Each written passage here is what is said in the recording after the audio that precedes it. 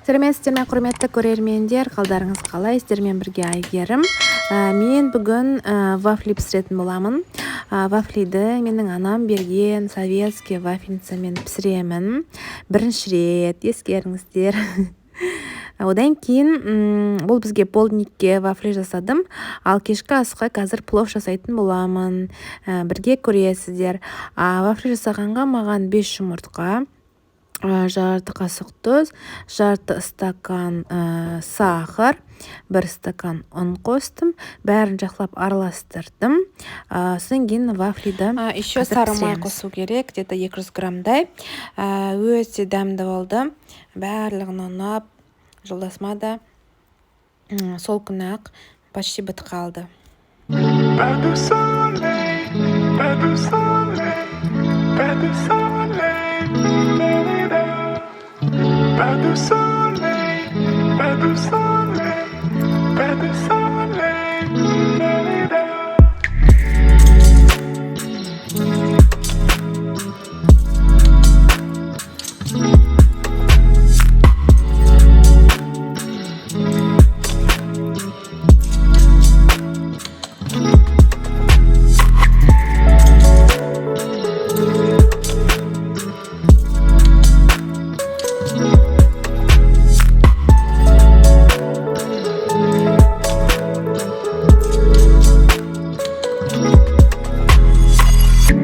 Біз вафлиларды уже пісіріп бастадық. Басында қатты қызбай тұрған кезде вафельница несіне жабысып сөйтті да кішкене. Одан кейін уже қақпағын ашқан кезде вафлилар өздері түс қалатын болды. Қалай піскен сайын балалар сразу алып кетіп жеп жатты. Мына осылай кішкене жабысып тұрды. Одан кейін мен осылай вилкамен желеп алып, орап формаға келтірдім. Негізі қазір 2 түрде пісіретін боламын. Айтпақшы, менің каналымды анам көреді. Сондықтан анама сәлем жолдаймын. Мам, я тебя люблю.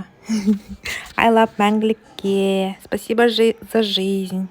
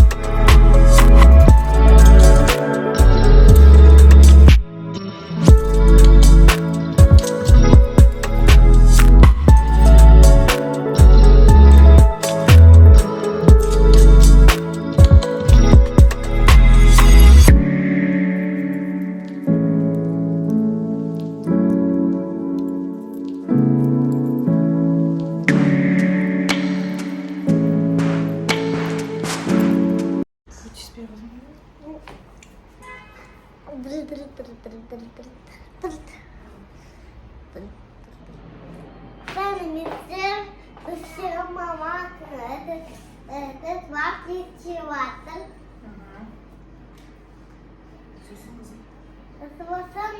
Морожки истері, мама вафли чеватор әлі.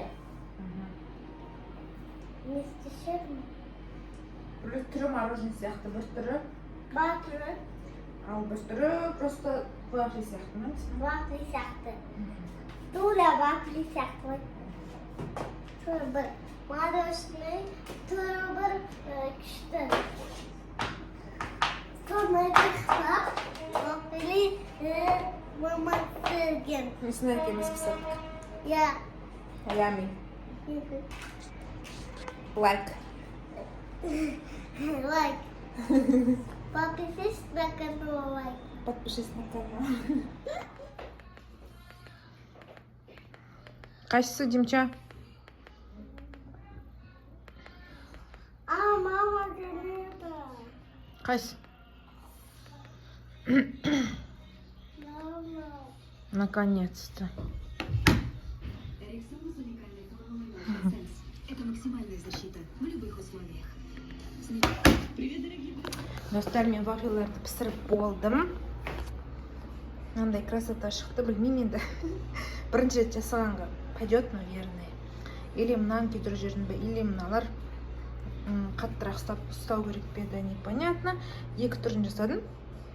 Обычный и мынандай мороженое сияқты. Балдарым күшті жеп отыр осындай мороженое сияқты. Ал достар, рахмет. Байғұс мамамның вафельницасы 40 жылғы советский. Сонда да жақсы пісіріп берді.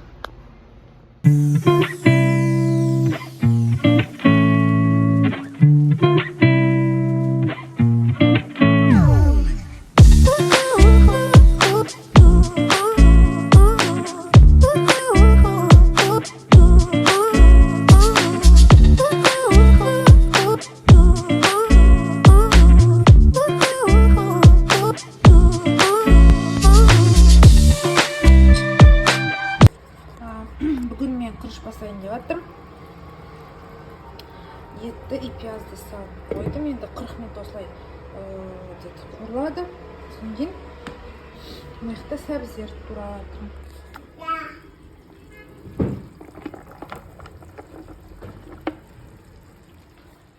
Бұл бізге жетеді. Бізде азақ адамға жасап жатырмын. Қазір зираны салам, тұз, бұрыш салып, уже араластырып, қақпағын где-то білмеймін жарты сағат 40 минутқа қалдырамын. Одан кейін барып күрішті қосамын. Ана кезде міне осы суын қостым, араластырып жатырмын.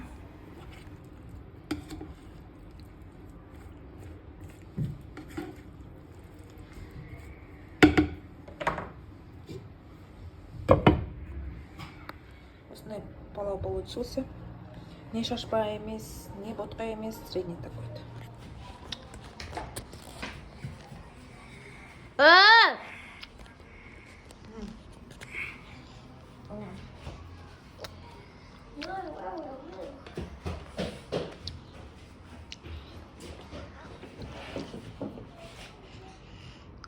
Что ма? Біздің кешкі асымыз бүгіндікке осылай болды. Мына шөп шалаң, оны күйеуім жақсы көреді. Одан кейін этот вафли и палау. Мына кезде біз тамақ ішіп болып, бәрін жинап, балалармен телевизор көріп, демалып отқан кезіміз. Темірхан жігіт еңбектеп жүр, Мейірімнің шашын тарадым, ол менің шашым тарады, әйтеуір сөйтіп отырдық.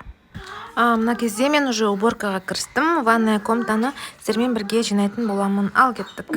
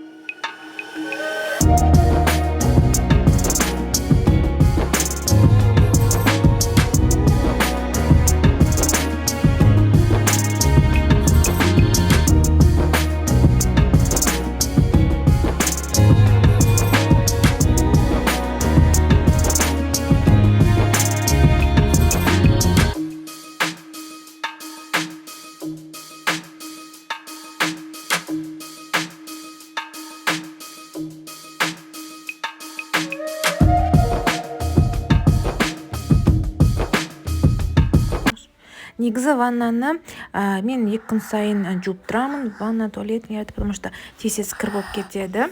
Үйде андай қоқым-соқым болып кетеді, сол үшін почти күнде пылесостап жинап отырамыз. Это туалет, water, горшок, мамада и горшок. Горшок пачки. Горшок мама купила.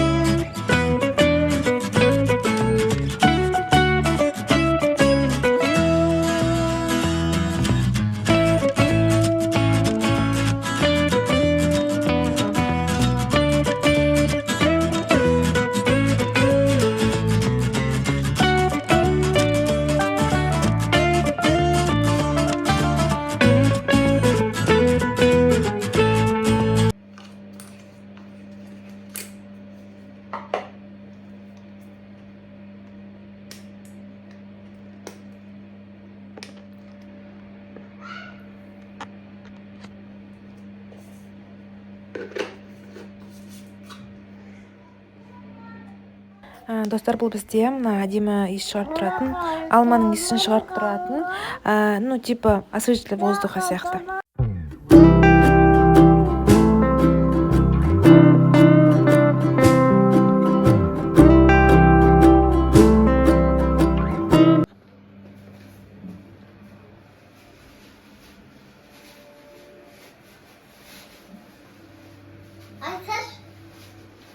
Міне, достар, біз таза жинап қойдық.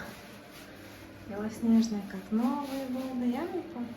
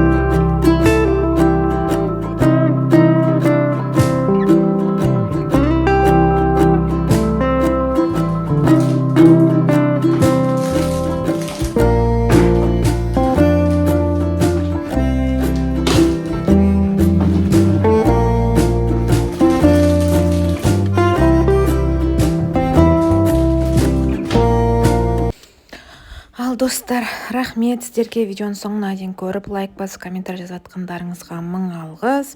Келесі видеоларда кездескенше сау болыңыздар.